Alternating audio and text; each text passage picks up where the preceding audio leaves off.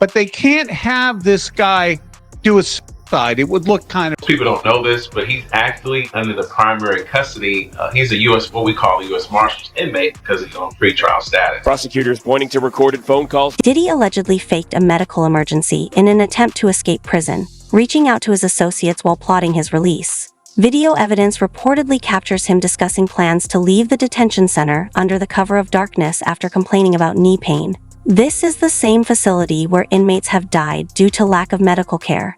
And even Jeffrey Epstein wasn't taken to a doctor. Yet, Diddy was mysteriously rushed to a hospital in the middle of the night. The deputy warden himself stated that he had never seen such a case before, as non-critical procedures like MRIs, allegedly the reason for Diddy's hospital visit, are typically scheduled during the day. So why was he given special treatment at such an unusual hour? Indictment was filed on January 30th. Coincidentally, according to the New York Post, that's the same day P. Diddy was taken to a Brooklyn hospital from MDC. MDC is the Metropolitan Detention Center in Brooklyn. It's where Diddy's been held since his arrest back in September. His team has tried multiple times for bail, but it's always been denied. So that's where Diddy has been for months now, but last week he was taken to the hospital. According to reports from the New York Post, Diddy was transported from MDC in the cover of darkness at about 10 p.m. on January 30th. He was taken to a Brooklyn hospital for an MRI after reporting issues with his knee. This actually isn't the first time we've heard about Diddy's knee either. He's apparently had problems with it since 2003 when he ran the New York Marathon. He even had multiple knee surgeries back in 2017. In a now deleted Instagram post, Diddy shared this photo and wrote, quote, "Just had my final knee surgery. They said I'd never run again. I said the devil is a liar, 2 exclamation points. 3 surgeries in 1 year. Third time's a charm, 3 exclamation points. Hashtag rebirth. Don't take the simple things in life for granted. Thank you to all the surgeons and docs and PTs. I thank God for y'all. And hashtag team love, hashtag thank you, hashtag God is the greatest." He also wrote, quote, "God puts us all through things for a reason. It's up to us to learn through the things that he puts us through. Sometimes you have to go through the pain to get to the joy. This journey has brought me closer to God, closer to my family, and most importantly, closer to myself, as this has been God's will." So apparently Diddy's knee has been bothering him recently, so he reported it.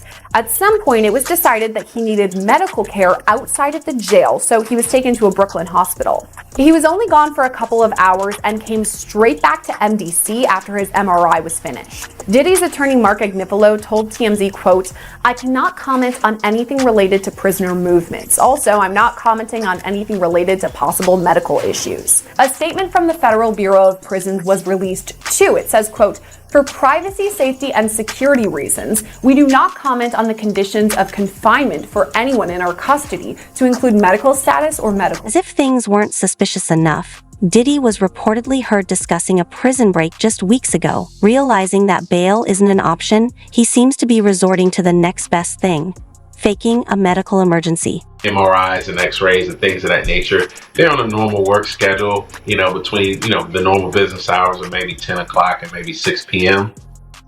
So in that case, this was a little bit different, getting him outside the facility in the late evening hours to do just, possibly a basic MRI.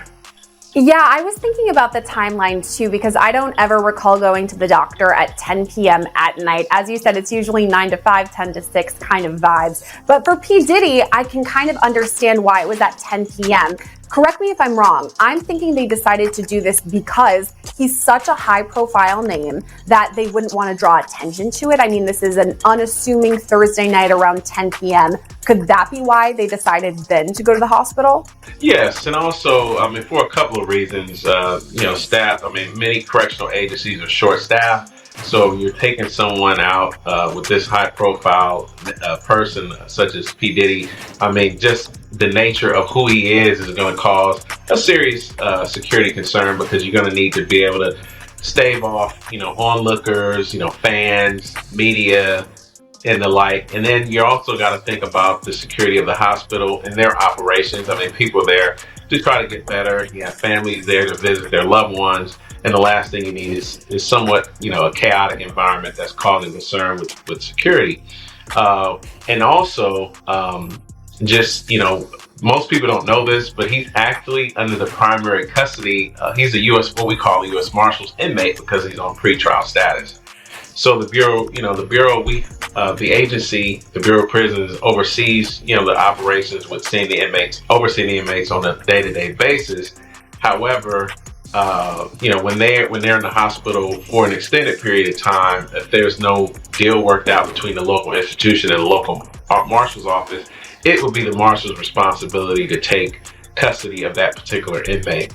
And if he does have issues with his legs, is he walking with a limp? Does he have does he have a cane or anything like that? So yeah, I think that would be the reason why that they would make this, take this measure, which I have never seen in my career. Someone taken out to the hospital at this time of night for something as basic as an MRI. Diddy has allegedly been attempting to contact and threaten witnesses from inside the MDC, but was forced to stop after being caught by U.S. Marshals. Sources close to the situation claim that his recent call with associates hinted at plans for such actions. With new charges filed against him for the sexual assault of 2 more victims, Diddy appears desperate to eliminate evidence. First, he reportedly tried to starve himself, and when that failed, he resorted to faking mental illness. Do the I told you to do, and don't forget about the list. Make sure that shit is fine. Alright, good. So tell me, what's been going on? How the girls doing? How's Quincy doing? They good. Quincy, he been filming a lot. Hey yo, don't tell me that he's out here filming that vlog show. What the fuck is called? Yeah, I guess so. He do got us in it too. Yo, y'all motherfuckers stupid. Y'all understand the definition of lay low? This nigga's got a fucking TV show while I'm dealing with this shit. Y'all need to just stay out the fucking press. No cameras, no nuts. Don't entertain nothing. Don't take pictures. Don't sign autographs. Just stay in the fucking house. Not me though, Pop. I do be in the crib. Everybody else just be on different shit. Don't nobody wanna listen to what I gotta say. But it's all good. I got motherfuckers putting deals left and right trying to take me down. Nah, Pop. Everything gonna be alright. We gonna get you out. Oh, I know. Cause I got one more trick up my sleeve. And this one is gonna put everybody back in their seats. I can't wait to see the look on everybody's faces when this shit happens. What you mean though, Pop? Don't even worry about it. Just do me a favor and vote for Harris. Alright? And don't be surprised when all my so-called friends do exactly that. Alright, now, did you complete everything that's on the letter? Yeah, I got the pig thing, Pop. I did it. Are you stupid? Sleeve that Diddy keeps talking about. According to several sources, it could be his connections to powerful politicians. Just weeks before the raid on his mansions, Diddy was given the key to New York by Mayor Eric Adams. It's hard to believe the mayor wasn't aware of the allegations against him, yet he still honored Diddy. The whole situation seems suspicious, and now, with Diddy allegedly receiving special treatment, the controversy is only deepening.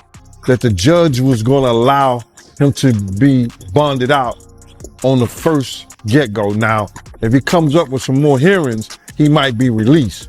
But based on the evidence, they've been following him, bro. They've been tapping his phone, been having people watch him. You understand? He been coming back and forth from New York, and he don't usually be coming back to New York. And somebody was telling me that, yo, listen here, yo, he trying to get witnesses. Remember when they released that first thing of Cassie, and I said that Diddy was trying to contact people for character witnesses, people for who he had problems with before, whatever like that, and trying to talk to them in the whole 9 yards. That's when they dropped that thing with Cassie. The Homeland Security had some agency or whatever like that that deals with that, dropped that thing on Cassie to show everybody, oh, y'all want to help him? Y'all, this is what y'all want to help? This is who y'all want to, say that he ain't never did nothing. This is what you want to put your brand on? And everybody start backing up from him. everybody was talking about, yo, man, Cassie was a gold digger. Cassie was this, that, and the third. She loved it in the whole 9 yards. And then when they seen that, all his friends or so-called friends, went away. So him not having a bond is not surprising. Yeah, and he offered them $50 million, and they still denied him. He should have waited to see what they was. If Diddy undergoes surgery or any medical procedure, he would be allowed to leave the detention center and stay at the hospital until he recovers. Prosecutors claim he is faking health issues to secure a way out. Former MDC inmate Larry Levine even suggests that this is all part of Diddy's calculated plan to escape custody. And the update comes via our friend Larry Levine, who has a source close to the investigation. Larry is a former federal prisoner himself who served time at 11 institutions across 5 states and is founder and director of Wall Street Prison Consultants. He advises people who are about to face the same plight. He joins me now live. Okay, Larry, spill the tea. What are you hearing about Diddy's eating? Well, I got an inside source there at MDC, and if they knew who it was, they'd really plot.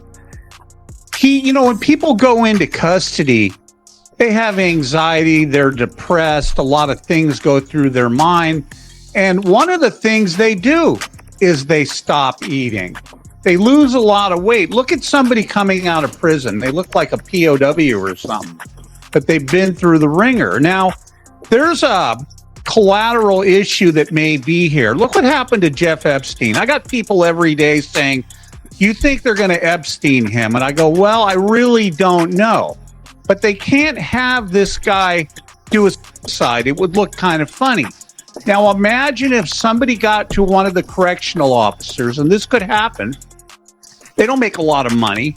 And there's people out there that he has things on that do have a substantial amount of money. Imagine if someone paid someone off on the inside to actually poison his food, give him a heart attack, and he dies.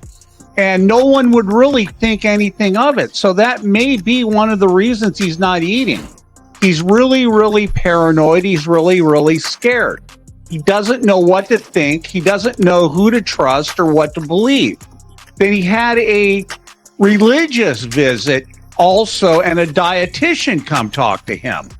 Now, there's a possibility that he wants to go on a kosher diet. It's prepared a little bit differently. It's a religion. Judge Aaron Subian has labeled Diddy as extremely dangerous, ruling that the government has provided clear and convincing evidence that no conditions would ensure the community's safety.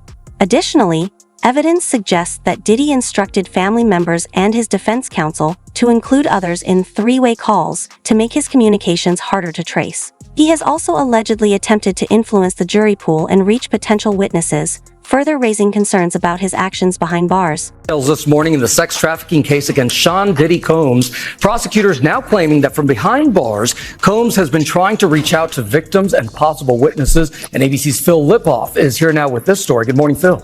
Good morning, Gio. Diddy's lawyers trying for a third time to get him out on bail, but this time, the prosecution telling the judge about attempts they say the rap mogul made from behind bars to influence everyone from potential jury to alleged victims. Who's the boss? Dudes is lost. Don't think cause I'm iced out, I'ma cool off. This morning, prosecutors leveling new accusations against Sean Diddy Combs, saying he poses a serious risk of danger, even from behind bars, as he awaits trial. In a court filing late Friday, prosecutors detailing the steps they say Combs is taking while locked up to reach out to prospective witnesses and influence public opinion to affect potential jurors. The accusations within the prosecution's motion to deny bail are very serious and will be considered very heavily by the judge, because the judge is going to want to ensure that he is not influencing witnesses and or contacting anyone to influence a trial in any way. Combs has pleaded not guilty to charges of racketeering, transportation to engage in prostitution, and sex trafficking. He denies any wrongdoing. The government now asking a judge not to grant Combs' third request for bail, in which the music mogul offers a $50 million bail package, citing new evidence and changed circumstances. Prosecutors pointing to recorded phone calls from jail. They say Combs asked family members to reach out to potential victims and witnesses, urging them to create narratives to influence a jury pool. Allegations that could land Combs in even more trouble. Diddy's jail calls can be used at trial if they are able to support the prosecution's case in chief. They can also provide grounds for additional criminal charges to be filed against him. All of this while a Hulu documentary is set to be released Monday. His name is Shine. Kid is nice. Called The Honorable Shine, about a young rapper who says he took the rap for a nightclub shooting involving Combs and then girlfriend Jennifer Lopez. He got acquitted and he got 10 years. He was betrayed. I was absolutely set up to be the fall guy. Moses Shine Levy Barrow, now running for president of Belize, says he was betrayed by